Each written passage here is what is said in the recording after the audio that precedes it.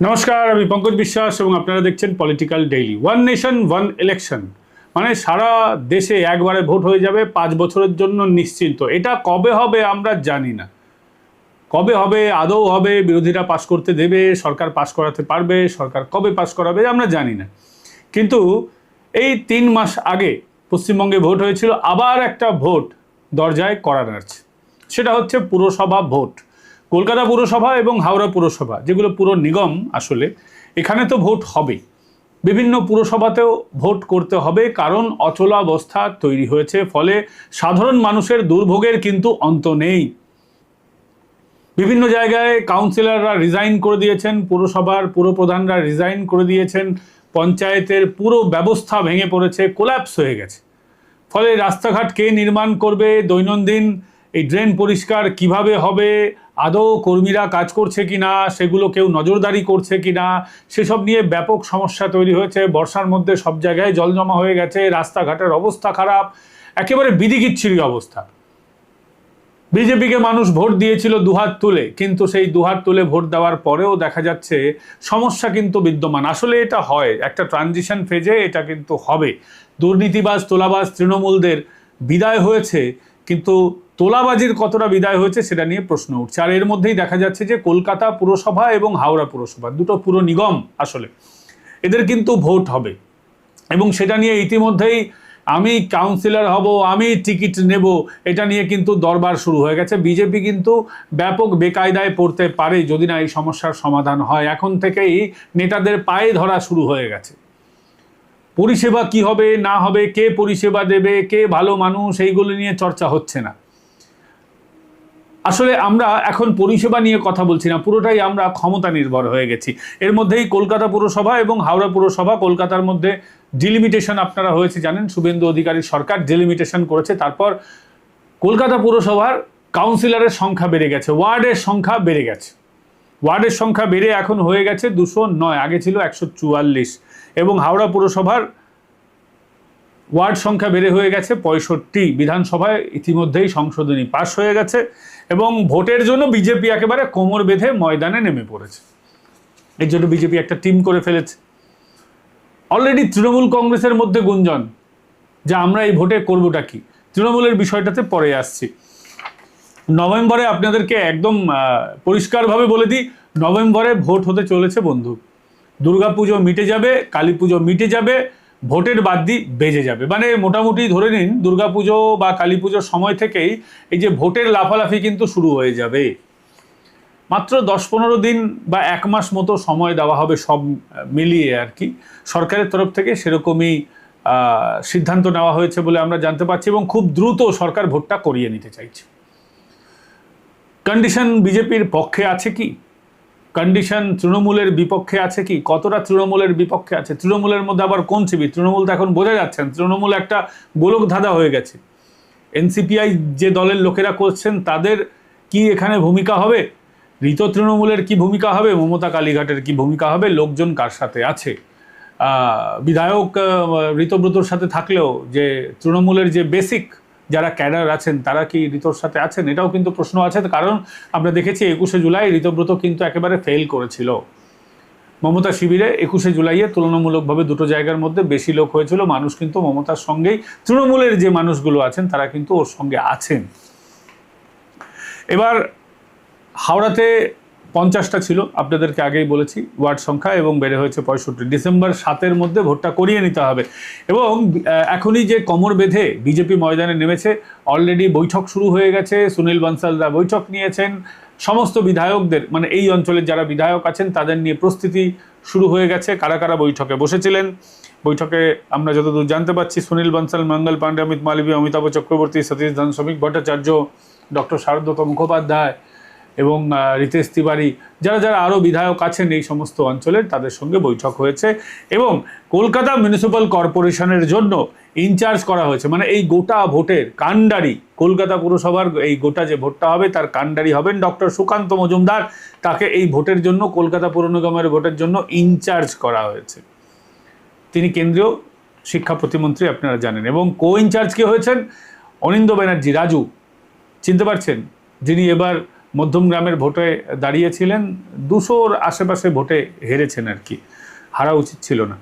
তাপস রায় মন্ত্রী, রাজ্যের মন্ত্রী, তাকে কনভেনার করা হয়েছে, কনভেনার করা হয়েছে রিতেশ তিওয়ারিকে। রিতেশ তিওয়ারি এমএলএ কাশীপুর বেলগাছি, আপনারা সকলেই জানেন। এবং হাওড়া পুর নিগম বা হাওড়া পুরসভা, তার ক্ষেত্রে ইনচার্জ করা হয়েছে বিজেপির প্রাক্তন সভাপতি রাহুল সিনহা, যিনি এখন রাজ্যসভার সদস্যও বটে, এবং কনভেনার হয়েছেন সঞ্জয় কুমার সিং, ইনি হচ্ছেন বালির এমএলএ। তো এই হচ্ছে মোটের বিজেপির একটা রণকৌশল। বিজেপির এরাই হচ্ছেন সব কিছু দেখবেন বিষয় আশয়গুলো ভোটের মধ্যে। স্বাভাবিকভাবেই বিজেপি যে একেবারে তৈরি হয়ে গেছে সেটা আমরা সকলেই জানি। এবার প্রশ্ন হচ্ছে যে শাসক দল এবং বিরোধী দল, তাদের ক্ষেত্রে সমস্যাটা কি দাঁড়াচ্ছে? সমস্যা সবার আগে বিজেপির পক্ষে আমি কথা বলছি। বিজেপির পক্ষে মানে বিজেপির কি কি সমস্যা রয়েছে। বিজেপির এক একটা ওয়ার্ডে, কলকাতা পুরসভার ওয়ার্ডে এক একটা ওয়ার্ডে 20-25 জন করে দাবিদার, মনে মনে দাবিদার আর কি তৈরি হয়ে গেছে। কিছু কিছু জায়গা নিয়ে সমস্যা নেই, যেখানে ধরুন এক্সিস্টিং কাউন্সিলররা আছেন, যেমন ধরুন সজল ঘোষের ক্ষেত্রে কোনো সমস্যা নেই, ওখানে কোনো দাবিদার নেই। দাবিদার থাকলে মনে মনে দাবিদার থাকলেও পাত্তা পাবে না। আরেকজন আছেন ওঝা, তার ক্ষেত্রেও কোনো সমস্যা হবে না। আরেকজন ভদ্রমহিলা কাউন্সিলর আছেন, তার ক্ষেত্রেও কোনো সমস্যা হবে না। কিন্তু এর বাইরে যারা টিকিট পেয়েছিলেন গতবার, পরাজিত প্রার্থীরা, তারাও মনে মনে দাবিদার। এবছর ওই অঞ্চল থেকে অনেক নেতা হয়েছেন, তারাও মনে মনে দাবিদার। এবং বিজেপির অনেকে আছেন যারা ধরুন বিধায়ক টিকিট পেয়েছিলেন, যে এলাকায় থাকেন, তারা হেরে গেছেন, অনেকেই তো হেরেছেন, আমি নাম আলাদা করে কারণ নিচ্ছি না, তারাও কিন্তু মনে মনে দাবিদার আছেন। কেন দাবিদার? যে কলকাতা পুরসভার যদি আমরা টিকিটটা পাই, জিতে গেলে কাউন্সিলর তো হবই, বড় চেয়ারম্যান হতে পারি, বড় চেয়ারম্যান ছাড়া এমআইসি হতে পারি, মেয়র ইন কাউন্সিল। এক্ষেত্রে বিরাট ধান্দাপানির ব্যাপার আছে বটে। স্বাভাবিকভাবেই অনেকে মনে মনে দাবিদার হয়ে গেছেন। আমি একটা গল্প আপনাদেরকে বলছি। আমি এই কমিটিতে আছেন এরকম একজন মন্ত্রীর বাড়িতেই কিছুদিন আগে গেছিলাম। তো বিরাট জনতা দরবার বসিয়ে ফেলেছেন মন্ত্রী সাহেব, এবং হওয়াটাই স্বাভাবিক। অনেক মানুষের অনেক সমস্যা, সেই সমস্যা নিয়ে তারা গিয়েছিল ওখানে, সেটা নিয়ে হচ্ছে। এবং একজন বিজেপিরই নেতা, তাকে ওই মন্ত্রী পাশে বসিয়ে রেখেছেন এবং ব্যাপক তাকে তার এলাজ করছেন আর কি, তার ব্যাপক তাকে কি বলবো, তার ক্লাস নিচ্ছেন আর কি। ওই নেতা আর কি, অবাঙালি নেতা, তিনি কিছু একটা কাণ্ড ঘটিয়েছেন এলাকায়, এবং তিনিও টিকিটের দাবিদার। উত্তর কলকাতায় তিনি টিকিটের দাবিদার হচ্ছেন। এক একজনকে ছাড়ছেন, আর এক একজনের পর তিনি ক্লাস নিচ্ছেন যে অনেক বাড়াবাড়ি করছো তুমি এইসবের মধ্যে ধরছো কেন, সামনে পুরসভার টিকিট, কাউন্সিলের টিকিট কি চাই না, এই ধরনের ক্লাস হচ্ছে। একবার এক একটা লোককে ছাড়ছেন মন্ত্রী, আর একবার করে ক্লাস নিচ্ছেন ওই ভদ্রলোকে, যিনি বিজেপির নেতা, অবাঙালি নেতা আর কি।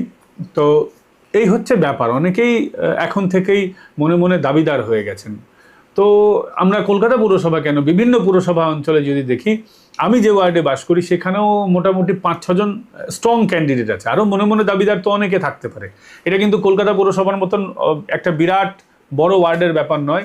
ছোটোখাটো পুরসভার ক্ষেত্রে, ছোট এলাকার ক্ষেত্রে, যেখানে 5,000-6,000 বাসিন্দা আছে, সেখানেও মোটামুটি 5-6 জন জেনুইন দাবিদার আর কি, মানে যারা সত্যি সত্যি দৌড়চ্ছেন টিকিট পাওয়ার জন্য। দাবিদার মানে কি, একজনই তো টিকিট পাবেন, বাদবাকিরা তো দৌড়চ্ছেন। এবার এদের মধ্যে কেউ বুথ সভাপতি আছেন, কেউ মণ্ডলের কোনো দায়িত্বে আছেন, কেউ কোনো মোর্চার দায়িত্বে আছেন, কেউ শক্তি কেন্দ্র প্রমুখ আছেন। শক্তি কেন্দ্র প্রমুখরাও ভাবছেন আমরাও টিকিট পাবেন কি পাবেন, এটা দল ঠিক করবে। তো এই সমস্ত বিষয়গুলো কিন্তু বিজেপির ক্ষেত্রে আছে। এবার আরেকটা যেটা বিজেপির বিপক্ষে একটা বড় জিনিস যাচ্ছে, সেটা একটা কিন্তু মানতেই হবে, যে বেশ সরকার যখন ক্ষমতায় এসেছিল মে মাসে আর কি, তো সেই সময়ে আমরা দেখেছি ব্যাপক জনসমর্থন নিয়ে এসেছিল। এবং তারপরে পথ চলায় দেখা যাচ্ছে যে সরকারের প্রতি একটা ধিকি অল্প অল্প কিন্তু মানুষের মধ্যে কিন্তু ক্ষোভ ঠিক বলবো না, মানে আশাভঙ্গ বা মোহভঙ্গ কিন্তু অলরেডি বিজেপির দিকে একটা কিন্তু তৈরি হচ্ছে। এবার এই মোহভঙ্গ কতটা টিকিটের ক্ষেত্রে, মানে টিকিট যারা পাবেন, মানে বিজেপির যখন ভোটটা হবে, পুরসভার ভোট, তখন কতটা ভোট ব্যাংক বা ভোট বাক্সে এটা প্রতিফলিত হবে, সেটা নিয়ে কিন্তু প্রশ্ন আছে। মানে মোহভঙ্গ হচ্ছে বলছি, বা মানুষ ভাবছে যে বিজেপি এরকম করলো না, কিন্তু বিজেপির বিরুদ্ধে কি ভোট দেবে সেই বিষয়টা যতক্ষণ না ভোট হচ্ছে ততক্ষণ কিন্তু ক্লিয়ার হচ্ছে না। কারণ আমরা মমতা বন্দ্যোপাধ্যায়ের ক্ষেত্রে দেখেছি মানুষ বিরাট গালমন্দ করত, বিরাট, এই 26-এর আগে পর্যন্ত মমতাকে বিরাট গালমন্দ করত, কিন্তু দেখা যেত যে গালমন্দ করছে ঠিকই, কিন্তু ভোটটা মমতা বন্দ্যোপাধ্যায়কে দিয়েছে।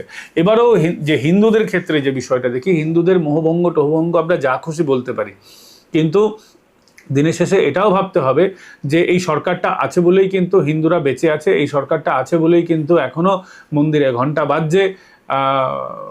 বিজেপি যদি ক্ষমতায় না আসতো তো কি ধরনের হিন্দুরা পালিশ হয়ে যেত, কোলবালিশ পাশবালিশ অনেক কিছু হতে হতো। তো সেই বিষয়টাকেই ভোট ব্যাংক মানে ভোট দেওয়ার আগে হিন্দুরা কি এখনো ভাববে যে বিজেপি চলে গেলে কি হবে, আবার সেই লুঙ্গি বাহিনীর বাড়বাড়ন্ত হবে কিনা, এটা কিন্তু একটা ভাবনা চিন্তার বিষয় রয়েছে। দ্বিতীয় ভাবনা চিন্তার বিষয় রয়েছে যে দেখুন আলটিমেটলি টিকিট বিজেপি কাদের দিচ্ছে, ভালো লোকেদের যদি বিজেপি টিকিট দেয়, কারণ পুরসভা ভোটের ক্ষেত্রে কে টিকিট পেলো, প্রতীক চিহ্ন তো অবশ্যই আমরা বলছি একটা ব্যাপার, কিন্তু তারপরেও কে টিকিট পেলো এটা একটা কিন্তু বিরাট বড় ব্যাপার হয়ে দাঁড়ায়। স্বাভাবিকভাবেই বিজেপি যদি ভালো লোকেদের টিকিট দেয় তাহলে কিন্তু জেতার সম্ভাবনা থাকবে। অন্যদিকে তৃণমূলের ক্ষেত্রে ভালো মন্দর তো কোনো ব্যাপার নেই, এবং কাদের তৃণমূল টিকিট দেবে সেগুলো ঋত তৃণমূল না মমতা বন্দ্যোপাধ্যায়ের কালীঘাট তৃণমূল, এটা কিন্তু একটা ছন্নছাড়া অবস্থা হয়ে আছে। তৃণমূলের ক্ষেত্রে আমরা দেখতাম আগে জোড়া পাতায় গোজ প্রার্থী হয়ে দাঁড়িয়ে যেত, তো সেই রকম তৃণমূলকে নিজেদের সঙ্গেই লড়াই করতে হবে, তৃণমূলের একটা বিরাট বড় সমস্যার কারণ হয়ে দাঁড়াচ্ছে। আর আমরা দেখেছি বিজেপির ক্ষেত্রে, কেন প্রত্যেক রাজনৈতিক দলের ক্ষেত্রে দেখেছি পয়সা নিয়ে টিকিট বিক্রি করার একটা বাজে স্বভাব কিন্তু রয়েছে, সেটা এবারও বিজেপির ক্ষেত্রেও হবে কি? দেখুন টিকিটের ক্ষেত্রে প্রত্যেকবার আমরা দেখতে পাই যে একটু এইসব দেওয়া নেওয়ার বিষয় কিন্তু থেকেই থাকে।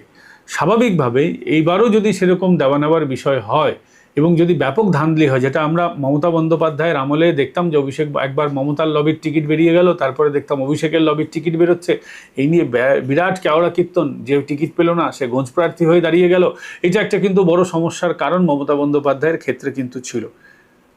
এবারও যদি আমরা দেখি যে সেটা বিজেপির ক্ষেত্রে হয় তাহলে কিন্তু একটা বিষয় থেকে যাবে। যদিও আমরা দেখেছি যে বিজেপির ক্ষেত্রে ভাবমূর্তি এই একটা বিষয় দেখা হয়, ভাবমূর্তি দেখা হবে, সে ওই এলাকায় জিততে পারবে কিনা সেই সমস্ত দেখা হবে, কিন্তু দেখার পরেও যদি দেখা যায় যে যে পক্ষ মনে মনে ভেবে রেখেছিল দুটো তিনটে পক্ষ যে আমরা টিকিট পাবো, তারা যদি না পায় এবং তারা যদি অন্তর্ঘাত করে দেয় তাহলে কিন্তু বিজেপির একটা ব্যাপক সমস্যা হবে।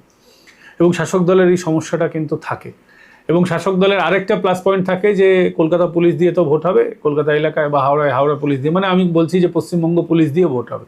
তো পশ্চিমবঙ্গ পুলিশ দিয়ে ভোট হলে সেটা শাসক দলের খুব একটা অসুবিধা হওয়ার কথা নয়, বাকিটা আপনাদের বুঝে নিতে হবে। এবং মমতা বন্দ্যোপাধ্যায়ের ক্ষেত্রে সেটা তো বললামই যে তাকে লড়তে হবে ঋত শিবিরের সঙ্গেও। তাহলে আলটিমেটলি কে জেতার মতন জায়গায় আছে, আমরা যদি জেতার মতন জায়গায় আছে যদি বিষয়টা দেখি, তাহলে আমরা দেখতে পাবো যে কলকাতার মধ্যে 17টা কলকাতা পুরসভার যেটা রয়েছে ওর মধ্যে 17টা আমরা বলতে পারি যে বিধানসভা ছুঁয়ে গেছে আর কি, 17টা বিধানসভার মধ্যে ছড়িয়ে রয়েছে, তার মধ্যে বেশিরভাগ জায়গায় কিন্তু বিজেপি জয়ী অবস্থায় রয়েছে। এবং আমরা যদি উত্তর কলকাতায় বলি তাহলে 40টা ওয়ার্ডে বিজেপি এগিয়ে আছে, 20টা ওয়ার্ডে টিএমসি, এটা কিন্তু ভোটের আগের কথা বলছি, এই 2026-এর ভোটের অঙ্কে। এবং দক্ষিণ কলকাতায় 20টা ওয়ার্ডে জিতে আছে হচ্ছে বিজেপি, 12টা ওয়ার্ডে জিতে আছে টিএমসি। কিন্তু এই বিষয়টাও মানে বিজেপি মোরওভার ঠিকঠাক জায়গায় আছে।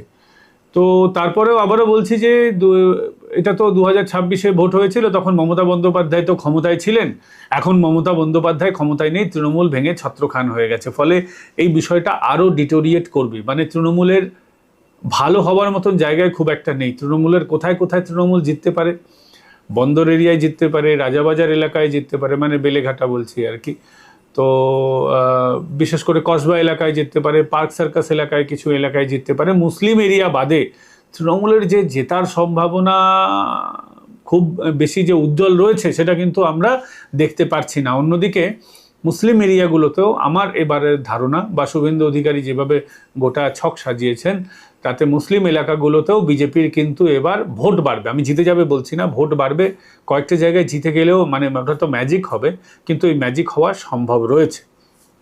বাকিটা এখন দেখা যাক কি হয়, কারা কাকে প্রার্থী করেন, তৃণমূল কাকে প্রার্থী করে, মানে ঋত শিবির। সিপিএম কোথাও জিতবে, লবডঙ্কা। সিপিএমে জেতার আমি কোনো সম্ভাবনা দেখছি না। আইএসএফ টাইএসএফেরও জেতার সম্ভাবনা কলকাতা এলাকায় নেই। হাওড়ার কোনো জায়গায় হলেও থাকতে পারে, সেটা যখন ভোট এগোবে, ভোট যখন ডিক্লিয়ার হয়ে যাবে, যখন বিভিন্ন জায়গায় আমরা এটা নিয়ে দেখা শুরু করব যে কোথায় কে শক্তিশালী আছে, কোথায় কে প্রার্থী হয়েছে, জনগণের সাথে কথা বললে তারপর বিষয়টা বোঝা যাবে। এখন এটা বোঝা যাওয়ার মতন কোনো জায়গায় নেই। বাকিটা আপনারা মতামত জানাবেন। এই ভিডিওটা কেমন লাগলো কমেন্ট করে অবশ্যই জানাবেন। ভিডিওটা ভালো লাগলে লাইক করতে ভুলবেন না, শেয়ার করতে ভুলবেন না, সাবস্ক্রাইব করতে ভুলবেন না। Like, share and subscribe must. এবং হাইপ বাটন ক্লিক করে দেবেন কমেন্টে, যেখানে হাইপ থাকে। ভিডিওটা আপনাদের যদি ভালো লাগে, হাইপ হলে ভিডিও অনেক মানুষের কাছে পৌঁছতে সুবিধা হয়, অ্যালগোরিদমে সুবিধা হয়, এসব বিষয় তো রয়েছেই।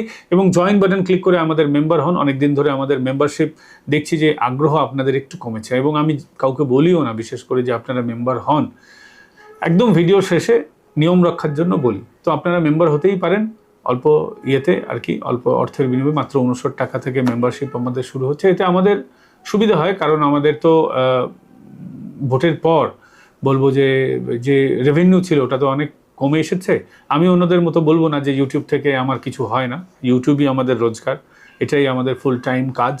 আপনাদের জন্য ভিডিও তৈরি করা, প্রত্যেক দিন আপনাদেরকে এন্টারটেইন করা, আপনাদেরকে তথ্য তুলে ধরা আপনাদের সামনে। তো আপনারাও সহযোগিতার হাত বাড়িয়ে দিন। সুপার থ্যাঙ্কস আপনারা পাঠাতে পারেন, সুপার থ্যাঙ্কস পাঠিয়ে আমাদের সহযোগিতা করতে পারেন। ভালো থাকবেন, সুস্থ থাকবেন। আগামীকাল আপনাদের সঙ্গে আবার দেখা হচ্ছে অন্য কোনো বিষয় নিয়ে। তো দেখা যাক, কালকে দেখা হবে আপনাদের সঙ্গে। ভালো থাকবেন, সুস্থ থাকবেন।